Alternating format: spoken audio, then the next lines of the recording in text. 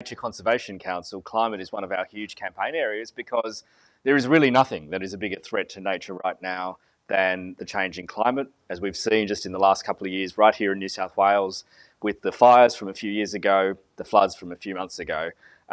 Climate change is real, it's happening now, and the action that is needed has never really been more urgent. We need to do as much as we can, as quickly as we can, to reduce the emissions going into the atmosphere.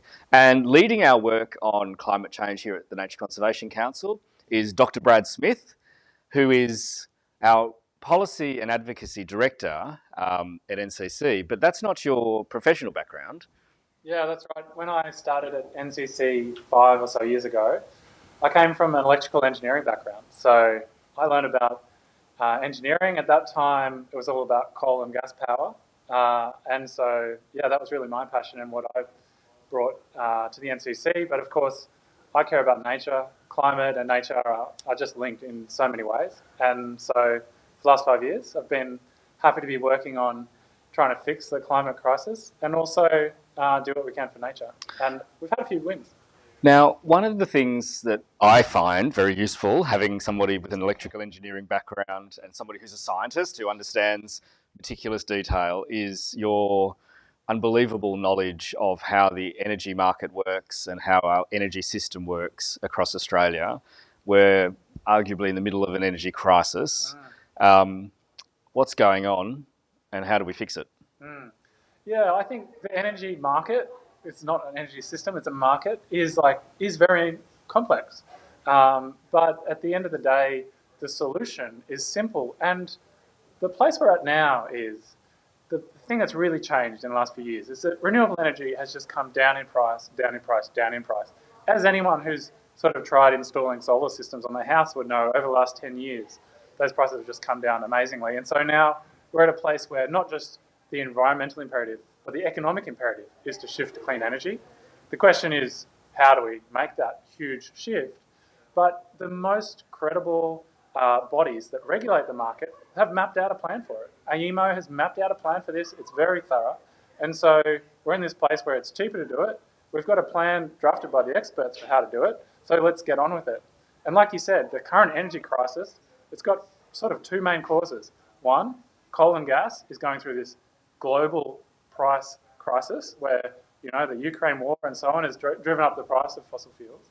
And at the same time, coal power stations in Australia are getting really old, and a lot of them are broken down. At the moment, a lot of them are broken down all at once, which has, put a lot of pressure on the electricity. At the coldest time of year. Yeah, that's right, in winter. Yep. So how do you solve that? There's only one real way to solve that, and that's to reduce our dependence on coal and gas. And remember, for both of those things, we export 3/4 of the gas that we dig up, and we export more than that in coal, of the coal we dig up. So the coal and gas prices in Australia are linked to the global price. And the only way to get away from these high global prices is to go to our other strength, our new solar, wind, batteries, pumped hydro. And the more we can do that at a grid level, but also at a household level, taking out gas heaters, putting in heat pumps that are 5 times more efficient, save people money. That's the way to fix the energy crisis. Won't happen overnight, but every step we take will save people money and will save the environment. In New South Wales, people would be aware of, I guess, for a Conservative government, some pretty decent policies when it comes to energy transition. Can you talk a little bit about the behind the scenes of how that happened? That big announcement back at the end of 2020, when Matt Kean announced the energy roadmap, that didn't happen because Matt Kean's a nice guy. What happened? What's the real story? Well, it has been an exciting few years in New South Wales, and yeah, there's been some courage, some political courage, and to get on with this job, which I think is, it's something that we've all been crying out for, and it's so good to see it. So, at NCC and a lot of other environment groups too, we worked together in the 2019 election to really put climate on the agenda in the 2019 state election, in a really similar way to what we've seen at the recent federal election. So we worked hard in some electorates where we knew people cared about climate. We got the issue up the list, and our analysis, the polling we conducted after the election, showed that in several key electorates, climate and environment was the #1 issue for voters, just like it was at the recent federal election. And to their credit, the coalition government saw those results. They lost seats in Coogee and Lismore, and they said, we've got an image problem here on climate and environment. What are the people calling for? What can we do?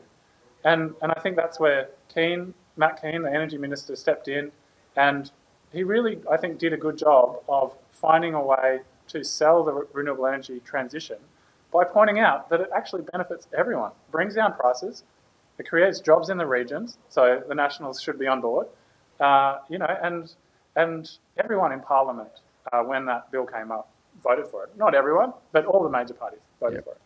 So just sort of now thinking ahead, we've got a state election. We've just had this federal election, clearly a change in tone on climate at a national level. New government set its revised emissions target for 2030.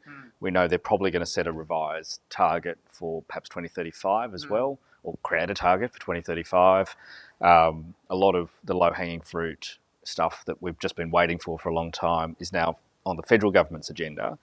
But we've got a state election in New South Wales in 9 months' time. What's the sort of forward projection for NCC, for the climate movement here in New South Wales? Yeah, I think the first point to say is even though we've had big wins, like in 2020, that was a big step forward, and it will take us to about 3/4 renewable energy, which is a big shift because at the moment we're about 3/4 coal. So that's welcome. But if you look at what the climate science demands, it says, hurry up, get on with it faster. So the climate science says we need to phase out coal by 2030. We're not on track for that target.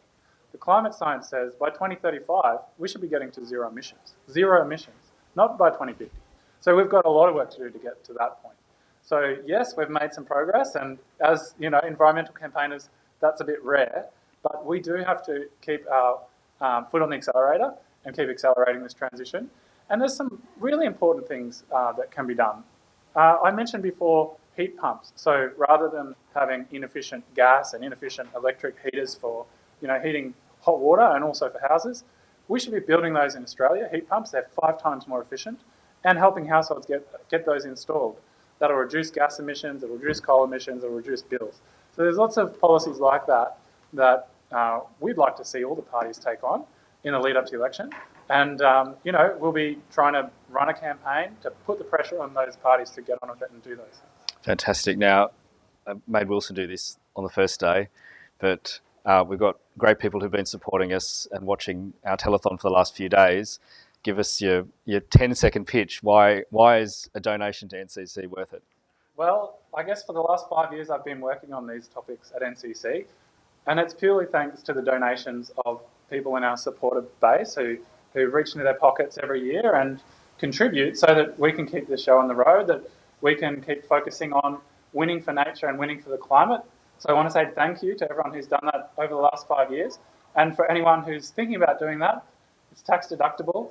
It's a way to make a difference. So please think about contributing what you can before the end of the financial year, which is tonight, to help keep Nature Conservation Council going, help us to continue to be a strong voice for nature and for the climate.